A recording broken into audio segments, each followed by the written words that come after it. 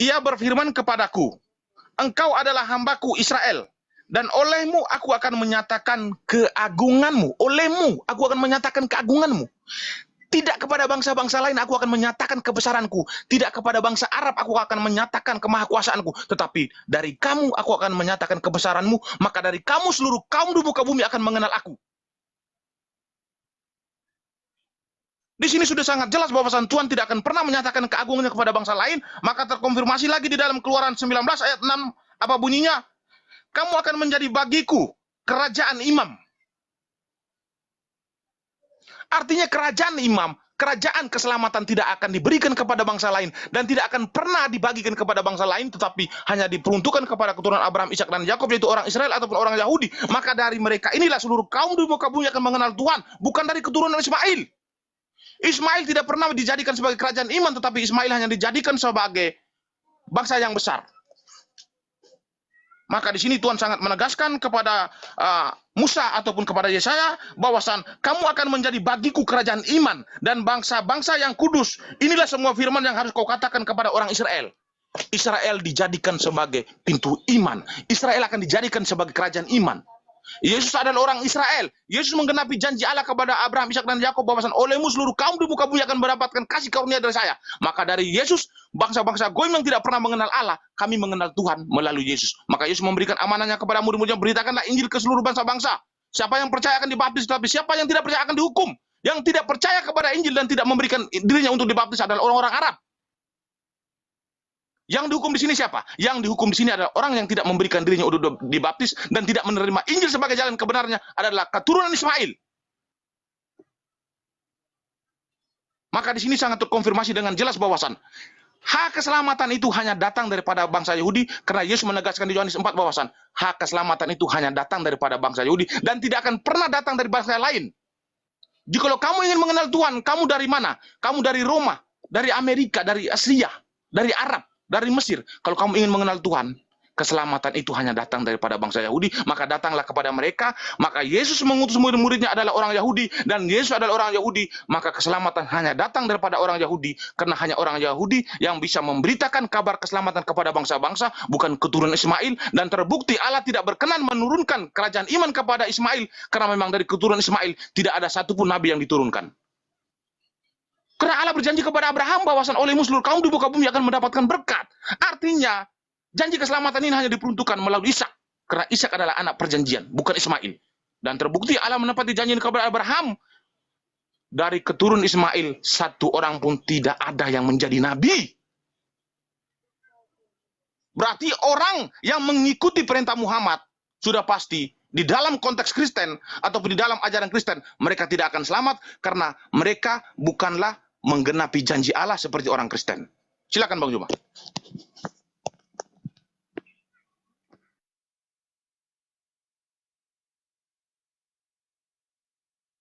Oke, baik, terima kasih. Jadi tadi di awal sudah saya jelaskan ya.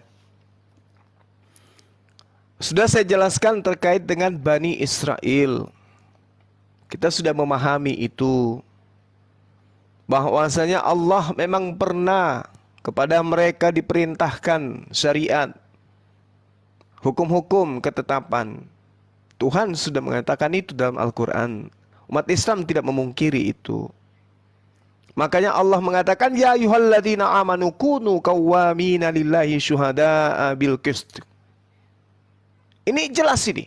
Wahai orang beriman, jadilah kamu sebagai penegak keadilan karena Allah menjadi saksi dengan adil. Jadi kami harus mempersaksikan orang Israel itu memang diberi satu kelebihan dari Allah. Inni ma'akum. Aku Allah bersama dengan diri kalian. Tapi kemudian Allah mengatakan setelah mereka kemudian mengingkari, maka kami laknat mereka. Mereka mengingkari janji-janji itu. Dan itu juga Anda tidak bisa pungkiri. Di kitab yang Anda masih gunakan, Bani Israel itu disebut sebagai bangsa tegar tengkuk. Itu nggak bisa kemudian Anda pungkiri. Bahkan ketika Yesus datang, apakah diterima? Ditolak. Tetapi terkait hukum Tuhan memang hanya untuk kepada mereka. Anda justru menguatkan bahwa tidak ada hukum yang diberitakan kepada bangsa lain. Betul, berarti Paulus ini pahlawan kesiangan. Kenapa pahlawan kesiangan? Karena hukum Tuhan itu hanya berlaku kepada Bani Israel. Lalu kenapa dia mengaku bahwa aku diutus kepada non-Yahudi? Kurang kerjaan dia. Dia sendiri mengaku aku diutus sebagai rasul kepada non-Yahudi. Sementara hukum-hukum Tuhan hanya untuk Yahudi. Habis itu dia mengajarkan bahwasanya hukum yang datang kepada Bani Israel itu sudah kadaluarsa. Itu sudah nggak dipakai. Nggak ada orang dibenarkan yang hidup di bawah hukum Taurat. Ini pengajaran Paulus yang luar biasa gitu loh. Ya, jadi saudara harus memahami lebih jauh bahwa Paulus itu mengaku sebagai rasul yang diutus kepada non-Yahudi. Anda mengatakan tidak ada kebenaran, tidak ada hukum Tuhan yang diperuntukkan kepada non-Yahudi. Jadi Paulus ini kesasar. Anda sendiri yang kemudian, ya, mohon maaf, Anda sendiri yang meludahi wajah Paulus. Aku berkata kepadamu, hai bangsa-bangsa bukan Yahudi, justru karena aku adalah rasul untuk bangsa-bangsa bukan Yahudi, aku menganggap hal itu memuliakan pelayananku. Saudara Mebos mengatakan gak ada hukum untuk non-Yahudi, gak ada. Kan tadi sudah kita bahas itu. Paulus ini adalah pahlawan kesiangan. Lalu kemudian saudara, di dalam Maliaki 4 nomor 4, ingatlah kepada Taurat yang telah kuperintahkan kepada Musa hambaku itu di Gunung Horeb untuk disampaikan kepada seluruh Israel. Makanya Yesus berpesan kepada ke-12 muridnya, jangan kau ke bangsa lain, tapi pergilah kepada bangsa muridku. Bangsa muridnya itu siapa? Seluruh Bani Israel dari keturunan Yakub yang tersebar kemana-mana. Datanglah kepada mereka. Tapi jangan ajarkan kepada non-Yahudi, kepada orang Yahudi aja. Karena ketetapan Tuhan itu berlaku hanya kepada Bani Israel. Aku diutus hanya kepada Bani Israel. Mazmur 147, dia memberitakan firman-Nya kepada Yakub, ketetapan-ketetapannya dan hukum-hukumnya kepada Israel. Dia tidak berbuat demikian kepada segala bangsa. Paulus, kamu salah Paulus. Pensiun dini harusnya beliau ini. Tapi oleh karena beliau tidak tahu bahwa kelak nanti ajaran Mazmur ini sampai ke meja Bang Suma, maka dia mengatakan, aku diutus kepada non-Yahudi, orang-orang yang tidak bersunat. Mau bawa hukum apa? Hukum yang kubuat sendiri. Kalau hukum Tuhan yang datang kepada Bani Israel, jelas dikatakan, aku Tuhan tidak berbuat demikian kepada bangsa lain. Hukum-hukumku tidak mereka kenal. Selesai kita di situ kan? Selesai. Makanya Islam datang sebagai solusi. Setelah kemudian Bani Israel membangkang perintah Allah yang datang melalui perantaraan para nabi, Allah kemudian datang berkarya melalui baginda Rasulullah Muhammad sallallahu alaihi wasallam. Ya ahlal kitab. Itu ahli kitab aja dipanggil, Bani Israel aja dipanggil. Apalagi Anda yang bukan kemudian Bani Israel. Anda semua dipanggil. Ya ahlal kitab, qad ja'akum rasuluna yubayyinu lakum katsiran mimma kuntum tukhfuna minal kitabi wa ya'funa an katsir. Telah datang nabi kami. Itu jelas sekali itu. Sehingga kalau Anda ingin selamat, solusinya hanya Islam. Musa untuk Bani Israel, Yesus untuk Bani Israel, baginda Rasulullah Muhammad SAW untuk seluruh umat manusia. Wa ma arsalnaka illa kaffatan linnas basyiran wa nadhira walakinna aktsaran nasi la ya'lamun. Dan kami telah mengutus engkau Nabi Muhammad tiada melainkan kepada semua umat manusia sebagai pembawa berita gembira dan sebagai pemberi peringatan, tetapi kebanyakan manusia tidak mengetahui, ya, termasuk meme bos. Ini dalil, Bung. Wa ma arsalnaka illa kaffatan linnas. Wahai baginda Rasul Muhammad SAW, tiadalah kami mengutus engkau kecuali hanya untuk kepada seluruh umat manusia. Nah, mana dalilnya? Aku diutus untuk seluruh umat manusia. Mana dalilnya Yesus seperti itu? Tunjukkan kepada saya. Ini PR Yang saya rasa tidak akan ada orang Kristen yang ya bukan saya rasa, memang tidak akan ada orang Kristen yang mampu menjawab. Silakan. Coba diulang Ulus. terakhir tadi Bang Juma, belum saya dengar tadi. Yang mana anakku? Yang terakhir tadi yang masalah utusan tadi.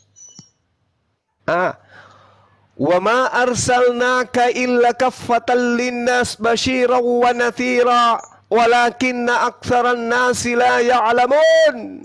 Dan kami tidak mengutus engkau Nabi Muhammad melainkan utusanku itu kepadamu untuk seluruh umat manusia sebagai pembawa berita gembira dan sebagai pembawa peringatan. Tetapi kebanyakan manusia tidak mengetahui, termasuk Meme Bos. Tapi sekarang sudah mengetahui karena sudah disampaikan oleh Bang Zuma. Silakan. Baik, saya akan lanjutkan. Mana dalilnya? Aku Yesus diutus kepada seluruh umat manusia. Sampai kiamat tidak akan ada dalilnya itu. Silakan. Baik, saya akan jawab ya. Jadi kalau berkaitan tentang pertanyaan Bang Juma ini, saya akan jawab di sesi terakhir. Karena memang ayat-ayat itu sudah saya siapkan ya. Memang sebelum dialog pun sudah saya siapkan. Maka itu akan saya jawab yang sesi terakhir. Tetapi di sini saya ingin menjawab, saya belum menjawab, tetapi saya ingin memaparkan tentang keselamatan di dalam Kristus ataupun Yesus sebagai Tuhan dan Juru Selamat. Jadi buat teman-teman Kristen yang di bawah ya, pertahankan imanmu, pegang teguhlah kepada Markus 13 ayat 13. Itu yang harus Anda pertahankan. Mulai sekarang buat teman-teman Kristen yang di bawah, buka Markus 13 ayat 13, disitulah iman Anda akan menjadi tumbuh. Jadi saya ingin memaparkan paparan-paparan Yesus berkaitan tentang keselamatan ataupun janji-janji Yesus tentang keselamatan. Yohanes 5 ayat 24 ya. Aku berkata kepadamu, sesungguhnya barang siapa mendengar perintahku dan percaya kepada Dia yang mengutus aku, ia mempunyai hidup yang kekal dan tidak turut dihukum, sebab ia sudah pindah dari dalam maut ke dalam hidup. Ini janji yang sangat luar biasa. Tidak ada satu nabi pun yang berani berjanji kepada umatnya bahwasan kamu mempercayai aku, maka kamu sudah pindah dari alam maut, sudah menjadi ke alam hidup. Lalu di Yohanes 10:27, domba-dombaku mendengarkan suaraku dan aku mengenal mereka dan mereka mengikuti aku dan aku memberikan hidup yang kekal kepada mereka dan mereka pasti tidak binasa sampai selama-lamanya. Dan seorang pun tidak akan merebut mereka dari tanganku. Yang dimaksud seorang di sini adalah di luar daripada Yesus itu sendiri, yaitu iblis ataupun tuan-tuan lain. Jadi tuan-tuan lain tidak akan bisa merebut mereka dari tangan Yesus karena mereka sudah percaya kepada Yesus. Lalu di Yohanes 14 ayat 6, kata Yesus kepadanya, akulah jalan dan kebenaran dan hidup, dan tidak ada seorang pun datang kepada Bapa kalau tidak melalui aku. Yohanes 11:25, jawab Yesus, akulah kebangkitan dan hidup, barang siapa percaya kepadaku, ia akan hidup walaupun dia sudah mati. Dan setiap orang yang hidup dan yang percaya kepadaku tidak akan mati selama-lamanya. Maka setelah Yesus memberikan jaminan keselamatan kepada mereka, maka di saat hari terakhirnya apa janji Yesus kepada mereka? Yohanes 12 ayat 46. Aku telah datang ke dalam dunia sebagai terang supaya setiap orang yang percaya kepadaku jangan tinggal di dalam kegelapan. Ini sangat luar biasa janji Yesus kepada orang-orang yang mengikuti perintahnya, yang mengikuti ajarannya, karena dia telah menggenapi janji Allah. Karena pada zaman dia, kasih karunia Allah telah diturunkan kepada bangsa-bangsa. Yohanes 15 ayat 9, seperti Bapa yang telah mengasihi aku, demikian juga aku telah mengasihi kamu. Tinggallah di dalam kasihku itu, Matius 22, 34, ataupun yang lain-lain. Jadi keselamatan yang ada di dalam Yesus ini sangat luar biasa, yang tidak akan bisa dijanjikan oleh nabi-nabi yang lain ataupun siapapun. Tetapi hanya Yesuslah Tuhan dan Juru Selamat yang memberikan jaminan keselamatan kepada orang-orang. Maka di Yohanes 11:25 jawab Yesus, akulah kebangkitan dan hidup, barang siapa percaya kepadaku ia akan hidup walaupun ia sudah mati. Ini sangat luar biasa. Mana ada jamin daripada nabi-nabi yang lain yang berani menjamin tentang keselamatan? Tidak ada. Tetapi hanya Yesus Tuhan dan Juru Selamat yang berani menjamin keselamatan kepada orang-orang yang mengikuti perintahnya. Apakah nabi-nabi yang lain berani menjamin keselamatan itu? Nabi yang lain dia saja ragu-ragu tentang kitab sendiri. Bagaimana mungkin dia menjamin keselamatan? Maka di dalam Al-Quran surat Yunus mengkonfirmasikan bahwasan, maka jika engkau Muhammad berada dalam keraguan-raguan tentang apa yang telah kami turunkan kepadamu, maka tanyalah kepada orang-orang sebelummu. Apakah keselamatan itu kita akan memperoleh daripada Al-Quran, sedangkan nabinya sendiri saja sudah ragu terhadap apa yang diturunkan kepada dia? Nabinya saja dituntut untuk bertanya kepada orang-orang sebelummu.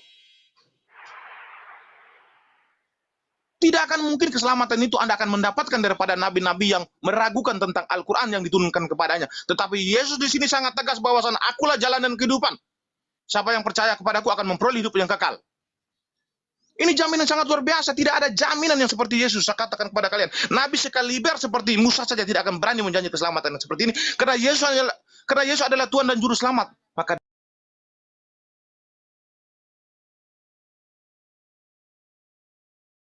janji sedemikian rupa karena mereka bukan Tuhan.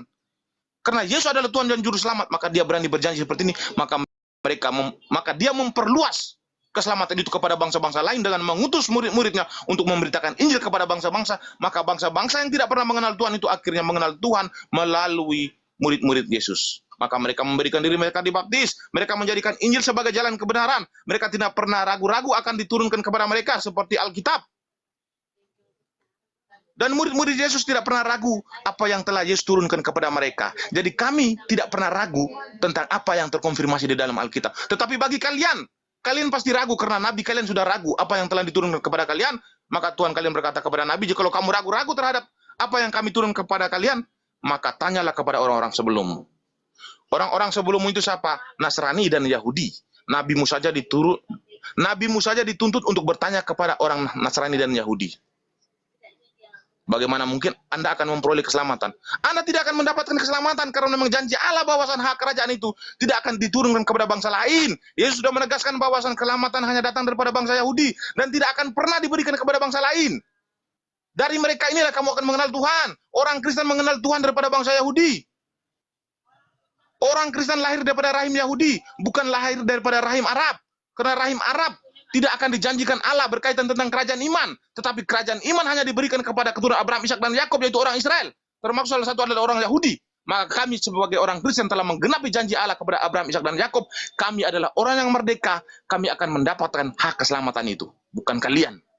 Kalian tidak akan mendapatkan itu. Karena Tuhan yang kalian iman ini bukan Tuhan yang ada di dalam Alkitab. Tetapi Tuhan-Tuhan lain. Silakan Bang Juma.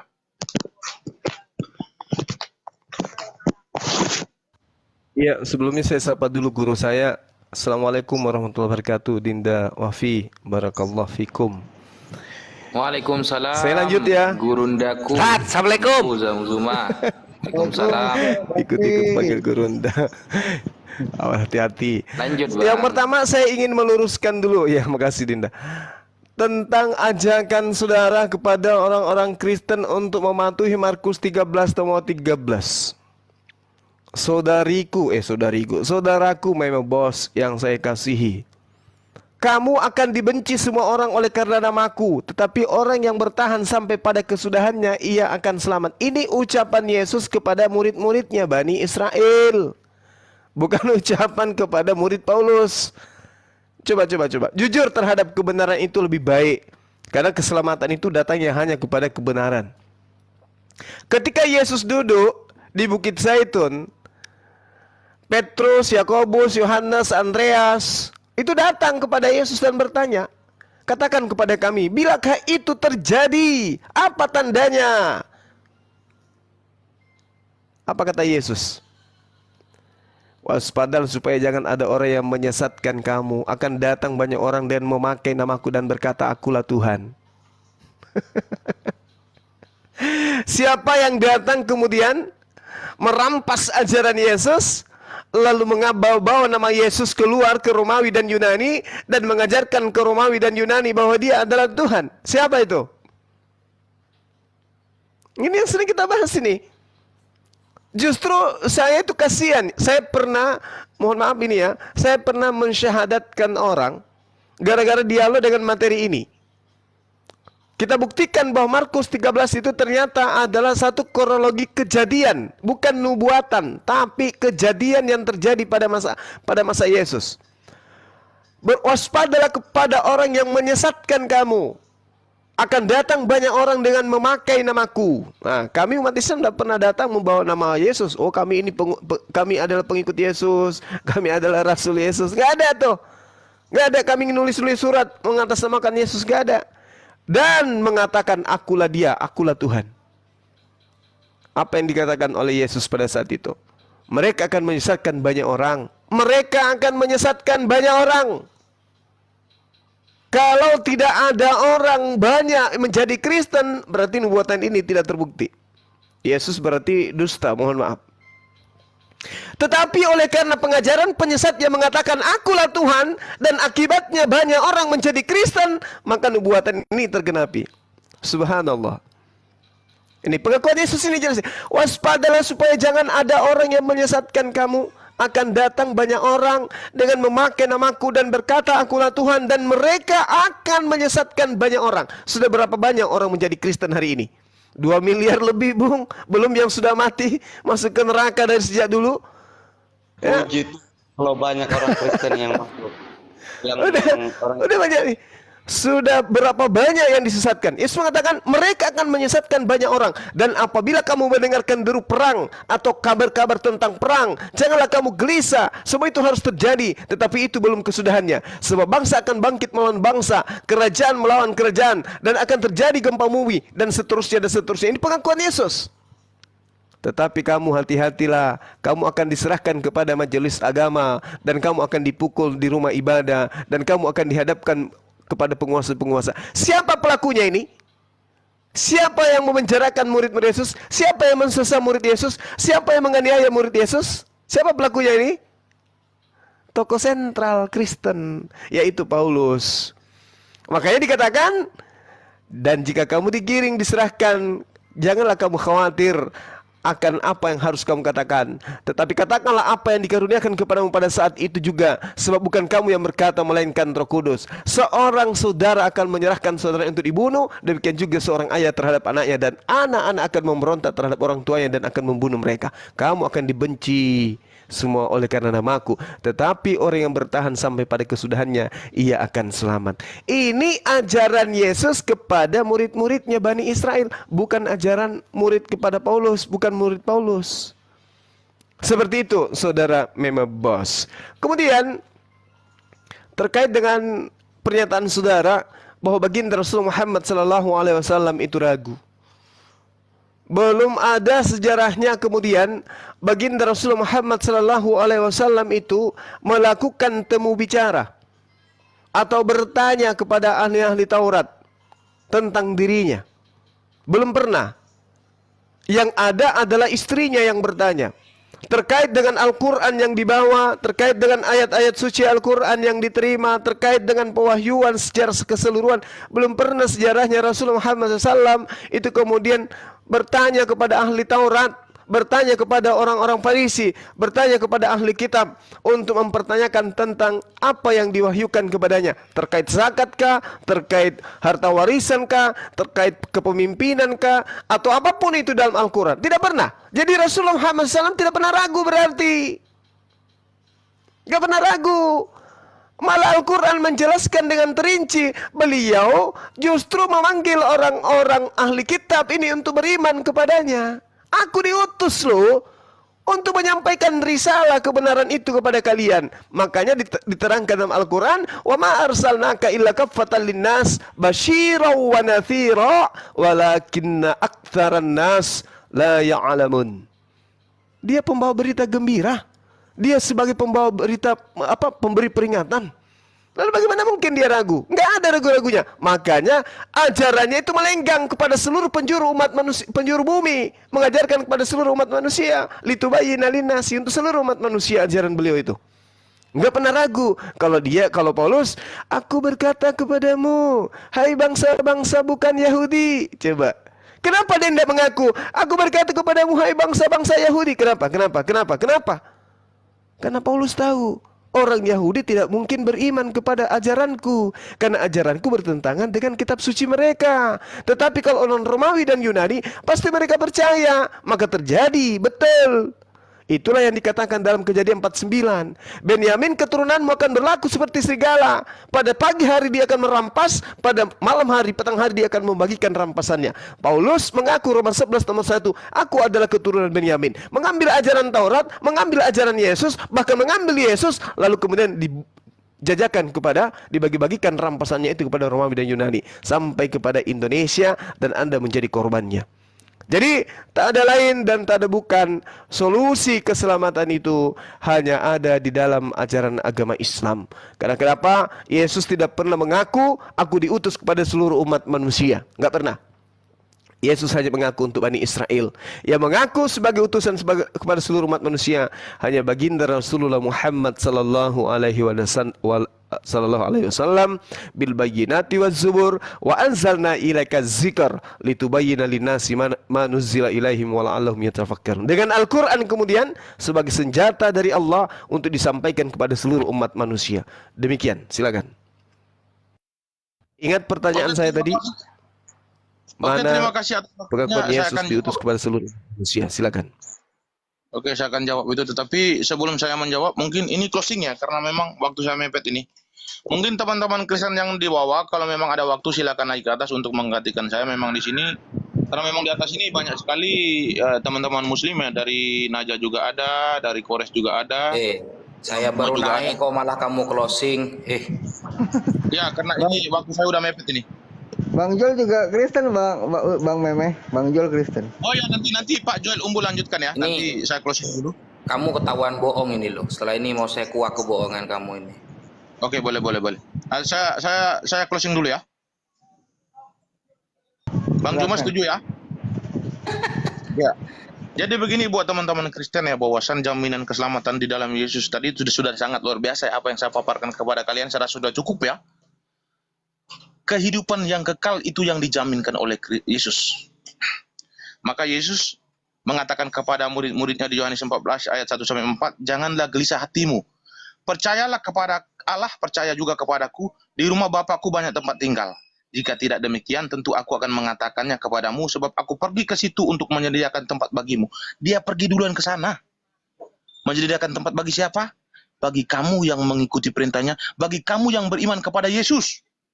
Dan apabila aku telah pergi ke situ dan telah menyediakan tempat bagimu, aku akan datang kembali dan membawa kamu ke tempat, supaya di tempat di mana aku berada, kamu pun berada. Dan kemana aku pergi, kamu tahu jalan ke situ. Apakah ada nabi yang berani berjanji bahwasan dia akan duluan pergi dan akan menyediakan tempat bagi kita? Tidak ada. Tetapi hanya Yesus Tuhan dan Juru Selamat yang berani berjanji bahwasan dia akan duluan ke surga. Dan pada hari penghakiman nanti dia akan kembali dan dia akan membawa kita sebagai orang yang beriman. Di mana dia berada, di situ kita akan berada dan kita akan bersama-sama dia berada dalam kehidupan yang kekal. Tetapi jika mereka yang tidak mengikuti perintah Yesus, apa perintahnya? Tidak memberikan dirinya dibaptis, tidak menjadikan Injil sebagai jalan kebenaran, maka Yesus akan memerintahkan malaikat-malaikatnya untuk mencampakkan mereka ke dalam lautan api. Matius 25 ayat 46. Dan mereka ini akan masuk ke dalam tempat siksaan yang kekal. Tetapi orang-orang benar akan hidup dalam kekal. Orang benar itu siapa? Orang benar adalah orang yang mengikuti perintah Yesus dengan memberikan dirinya dibaptis dan menjadikan Injil sebagai jalan kebenaran. Maka Yesus berjanji bahwasan tempat siksa yang kekal itu adalah orang-orang yang tidak beriman, orang-orang yang tidak mengikuti perintahnya. Tetapi orang benar ke dalam hidup yang kekal. Itu sangat luar biasa. Tidak ada janji daripada nabi-nabi yang lain. Tidak ada. Karena mereka bukan Tuhan. Yang berani menjanjikan keselamatan yang akan memperoleh hidup yang kekal itu hanya Tuhan. Mereka bukan Tuhan, mereka nabi, mereka upahan, mereka suruhan. Mereka bukan pemilik domba. Mereka hanya sekedar upahan. Tapi Yesus adalah pemilik domba-domba itu. Harus dipahami dulu ya. Jadi ketika Anda mengatakan bahwasan mana ayatnya Yesus itu diutus untuk kepada bangsa-bangsa, Yohanes 3 ayat 16 tadi sudah sangat terkonfirmasi dengan jelas bahwasan karena begitu besar kasih Allah akan dunia ini sehingga ia mengaruniakan anak yang tunggal supaya setiap orang yang percaya kepadanya tidak binasa, memperoleh hidup yang kekal. Setiap orang dikatakan di situ, artinya itu universal. Itu general, universal. Maka Yesus berkata Yohanes 10 ayat 15 sampai 16, ada lagi padaku domba-domba yang di luar daripada kandang ini, mereka akan kugembalakan juga. Mana dia? Apa sih domba-domba yang di luar daripada kandang ini? Orang-orang yang bukan Israel. Siapa sih orang-orang yang bukan Israel? Kami inilah yang bangsa Goim dulunya. Kami telah memberikan diri kami untuk dibaptis. maka kami menjadi pengikut Kristus yang sejati, maka kami diselamatkan ke dalam surga. Bukan seperti kalian. Kalian tidak akan mendapatkan keselamatan itu karena memang kalian adalah mengingkari, yang telah mengingkari perintah Yesus bahwasan kalian tidak memberikan diri dibaptis dan tidak menjadikan Injil sebagai jalan kebenaran, maka kalian akan dicampakkan ke dalam lautan api, kalian akan dihukum. Nah, untuk sementara itu saja dulu buat teman-teman Kristen bahwasan bertahanlah di dalam Kristus karena memang janji keselamatan dia sangat luar biasa. Tidak ada nabi yang lain yang berani berjanji seperti itu karena mereka bukan Tuhan. Karena Yesus ada Tuhan dan juru selamat, maka bertahan di dalam dia dan bertahan di dalam Markus 13:13. Biarlah orang menjelek-jelekkan kita di dalam nama Kristus, biarlah orang menghina kita di dalam Yesus, tetapi kita akan memperoleh keselamatan. Nah, untuk sementara itu saja dulu. Saya terima kasih kepada Bang Juma dan kepada teman-teman yang ada di atas dan juga moderator dan juga netizen. Terima kasih banyak karena waktu saya sangat sempit, maka salah satu apresiasi saya kepada Bang Juma dan juga teman-teman dan juga netizen bahwasan terima kasih sebesar-besarnya. Amin, haleluya, puji Tuhan. Oke, makasih Bang Meme. Nanti Bang Juma closing, setelah closing ngobrol biasa gantian aja. Lanjut. Iya, oke. Jadi saudara Meme, lagi-lagi pernyataan-pernyataan Yesus itu pernyataan yang dikhususkan Yesus kepada Bani Israel. Domba di luar kandang artinya domba, artinya Bani Israel yang tidak sempat berjumpa dengan Yesus, yang mana nanti mereka akan menemui murid-murid Yesus. Di dalam Matius 10 nomor 5 nomor 6 kan itu sudah sangat jelas. Dia mengatakan bahwa Yesus berpesan kepada ke-12 muridnya, jangan ke bangsa lain, tetapi cukup kepada bangsa-bangsa yang hilang dari Bani Israel. Jadi saya katakan ya, sebagai kesimpulan, keselamatan itu hanya ada di dalam ajaran agama Islam. Diterangkan oleh Al-Quranul Karim di dalam surah Al-Araf ayat 158. Bismillahirrahmanirrahim. Qul ya ayyuhal nas inni rasulullah ilaikum jami'a. Ini jelas, ini perintah. Katakanlah kepada manusia, kepada mereka, wahai manusia, sesungguhnya aku ini utusan Allah bagi kamu semua. Lalu dikatakan di ayat ini apa? Wattabi'u, itu perintahnya. Ikuti dia. La'allakum tahtadun, agar kamu mendapat petunjuk. Ini perintah.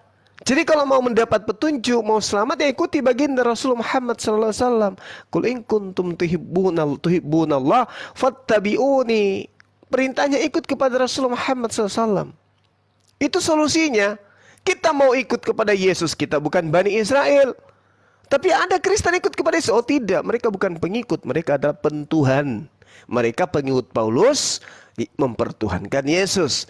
Pengikut Paulus mempertuhankan Yesus. Tuhannya adalah Yesus. Yesus itu tidak diikuti. Kalau pengikut Yesus namanya Bani Israel. Kalau Kristen bukan Bani Israel, tapi pengikut Paulus mempertuhankan Yesus. Nah ini dia, makanya tadi pertanyaan saya itu, ya saya rasa berat. Dan tidak ada orang Kristen yang akan mampu menjawab itu. Kecuali mungkin nanti direvisi lagi Bible. Mana pengakuan Yesus bahwa dia diutus kepada seluruh umat manusia? Nggak akan ada itu. Jawabannya nggak ada. Berbeda dengan baginda Rasulullah Muhammad SAW. Qul ya ayuhan nasu inni rasulullahi ilaikum jami'a. Wahai seluruh umat manusia, aku ini adalah utusan Allah bagi kamu semua. Nah itu jelas itu. Jadi solusi terakhir hanya ada di Islam. Kalau teman-teman mempertahankan imannya silakan. Tak ada paksaan, ini hanya dialog lintas agama. Dan dalam dialog lintas agama seperti ini itu wajar, kemudian saling mengkanter, saling menyampaikan, ya, saling mematahkan argumen itu pantas, itu wajar, menyampaikan data-data dan seterusnya. Alhamdulillah lisan saya dituntun oleh Al-Quran untuk menyampaikan bahwa keselamatan itu jaminannya jelas dalam Al-Quranul Karim. Allah Subhanahu wa taala mengatakan qad aflahal mu'minun, sungguh beruntunglah orang-orang yang beriman, yaitu orang Islam yang kemudian berserah diri kepada perintah Allah. Alladzina hum fi salatihim khashi'un, yang khusyuk di dalam melaksanakan ibadah salat. Walladzina hum anil lagwil mu'ridun, yang kemudian menjauhkan dirinya dari perbuatan-perbuatan yang tidak berguna. Walladzina hum lizzakati fa'ilun, dan orang-orang yang menunaikan zakat dan seterusnya dan seterusnya dan seterusnya, dan yang mana itu adalah semua syarat-syarat untuk menjadi seorang muslim yang baik. Apa kata Allah? Ulaika humul warisun. Mereka inilah manusia yang mewarisi. Apa yang diwarisi? Alladzina yarisunal firdaus. Oh, ternyata orang Islam itu sudah punya warisan. Warisannya adalah firdaus, Jannatul Firdaus. Itu ada warisan umat Islam. Lalu bagaimana keadaan mereka? Hum fiha khalidun. Mereka kekal di dalamnya. Nah, penyembah-penyembah Yesus ini, mana jaminan dari Yesus untuk masuk ke dalam surga? Surga apa namanya? Enggak ada. Malah diusir. Enyahlah daripadaku engkau semua pembuat kejahatan. Apa yang diwarisi kepada mereka? Neraka. Matius 13:50. Orang jahat dilemparkan ke dalam api yang menyala. Berarti, ya mohon maaf, teman Kristen mewarisi neraka. Kalau kami mewarisi surga Firdaus. Hum fiha khalidun. Demikian saya rasa ya, teman-teman di sini silakan kalau mau berdialog dilanjutkan aja. Saya dengan saudara Meme Bos sudah menyelesaikan tugas kita 1 jam kurang lebih. Demikian, salam tauhid, salam satu Tuhan. Assalamualaikum warahmatullahi Oke, terima wabarakatuh. kasih Bang Juma, izin turun ya. Mana? Ya, Bang Juma izin turun semua. Oh iya. Oke, saudara Meme Bos sehat selalu. Selamat malam Bang Jul, selamat malam Bang Firi. Nggak dijawab. Malam semua, malam semua. Nanti saya jawab terakhir. Selamat malam juga semuanya. Terakhir aku jawab. Luar Iya, biasa. keburu kabur gue dulu. Nanti aku jawab kata dia. Tapi dia nggak jawab. Gimana? Karena memang gak ada dalilnya Yesus untuk seluruh umat manusia. Maafkan aja, maafkan. Kalau cerita itu jangan berbisik-bisik lah. Ya Bang Juma, saya mau nanya nih sama Kores atau Naja. Bismillahirrohmanirrohim itu artinya apa? Aduh. Ini nanya serius atau ngajak perang serius, urat serius, saraf? serius. Oh ya udah. Serius. Ustaz, tafadhol Ustaz. Bismillahirrahmanirrahim. Bismillah, dengan menyebut nama Allah Ar-Rahman yang Maha Pengasih di dunia, Ar-Rahim, dan yang Maha Pengasih di akhirat. Begitu. Oke, itu kan surat An-Nisa ayat 1. Terus kalau surat Al-Baqarah ayat 1 alif lam mim itu artinya apa? Alif lam mim artinya anallahu a'lam. Alifnya ana, lamnya Allah, mimnya a'lam. Anallahu a'lam, aku Allah yang Maha mengetahui. Itu Ayo, terjemahan apalagi? seperti itu adanya di Kaget ya? teks mana? Alif lam ro kaf ha ya ain so, tanyakan semua, saya tahu maknanya itu. Kan saya baca Al-Baqarah ayat 1 alif lam mim itu artinya ya alif lam mim juga, bukan yang seperti Ustadz ngomong barusan. Oke, kita buktikan dalilnya. Saya open cam ya. Kaget dia. Saran kau bawa ke sini, guys. Nih. Bentar. Saya open cam ya. Bismillahirrahmanirrahim. Izin Bang Zuma. Bang Juma Silakan itu disapa adindaku yang baik hati. Iya, ingat-ingat kitabnya ya, Al-Itqan fi Ulumil Quran, yang ditulis oleh Al-Imam Al-Hafidh Abu Bakar As-Suyuti. Juz 2 ya. Di bab namanya Fil Muhkam wal Mutasyabih. Ayat muhkamat dan mutasyabihat. Kamu nanya alif lam ro ya. Alif lam mim Al-Baqarah Alif lam 1 Nih ya. ayat Faslun. Alif lam mim. Wa khadha fi ma'naha akhurun fa akhraja Ibnu Abi Hatim. Meriwayatkan Al-Imam Ibnu Abi Hatim ghairuhu dan selain beliau min tariqi Abil Duha, dari jalur riwayat Abil Duha Ani bin Abbas, riwayatnya dari jalur sahabat Abdullah bin Abbas. Apa kata sahabat Abdullah bin Abbas? Fi qaulihi alif lam mim. Qala, Abdullah bin Abbas mengatakan alif lam mim itu maknanya anallahu a'lam. Ana, aku, Allah, Allah a'lam yang maha mengetahui. Clear ya? Jediar, selamat datang di kebenaran. Tak iya. Itu Al-Qur'an atau ulasan atau terjemahan itu. Oh, ini alif lam mim kan Al-Qur'an, gimana sih? Kan di Al-Qur'an kan tertulis alif lam mim tuh alif lam mim juga, nggak ada yang seperti itu. Di Al-Qur'an juga tertulis Bismillahirrahmanirrahim. Masa mau ditulis Iya. semua sama terjemahannya? Iya kan di Al-Qur'an itu kan saya kan download Google Play Store. Bismillahirrahmanirrahim itu artinya dengan menyebut nama Allah bla bla. Nah pas masuk ke Gini aja sudah. Al-Baqarah 1 itu kok nggak ada artinya. Gini aja sudah. Alhamdulillahirabbil alamin, surah Fatihah ya. Artinya kan begini. Alhamdulillah, segala puji bagi Allah. Yang bermakna segala itu yang mana? Alhamdulillah apa lillahnya? Coba jawab. Gimana saya tahu, saya bukan ahli bahasa Arab. Nah, makanya kalau diajari itu nurut. Ahli ngirung lu, ahli ngirung. Coba alhamdulillah kan bermakna gini tuh di terjemahannya. Segala puji bagi Allah. Padahal tidak ada kata-kata segala dalam Arabnya itu. Kok bisa bermakna segala? Itu dari mana itu, ayo? Iya, dari mana itu? Dari jonggol. Makanya Ya. kalau memang nanya, tadi jawabannya sudah ada, referensinya saya kasih. Tapi kalau mau diskusi, seharusnya saya bisa nanya balik nanti, gimana? Itu kan alif lam mim kan artinya kan di terjemahannya itu kan alif lam mim juga, bukan yang seperti yang dibacakan Ustadz Naja tadi. Ya, Al-Quran pernah nggak nyuruh kamu untuk mengetahui Al-Quran itu lihat terjemahan gitu? Pernah nggak Al-Quran nyuruh gitu? Ya nggak tahu. Nah, perintah Al-Quran itu kalau mau memahami Al-Quran, fas'alu ahla dzikri in kuntum la ta'lamun. Bertanyalah kepada ahlinya, para ulama kalau kamu nggak tahu.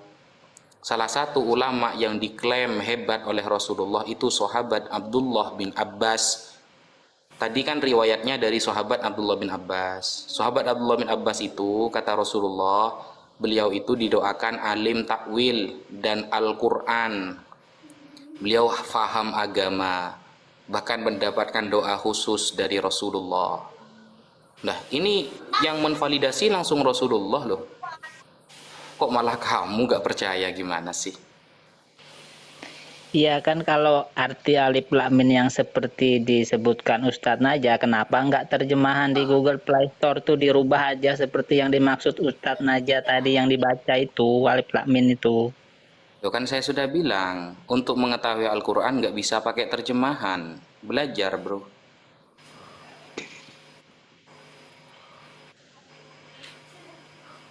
Jadi alif Jangankan lam mim alif itu lam mim, Mas artinya Lord, ya. apa? Artinya apa? Jangankan alif lam mim, sampean mencari arti segala dalam kata alhamdulillah aja gak nemu sampai hari kiamat gitu loh.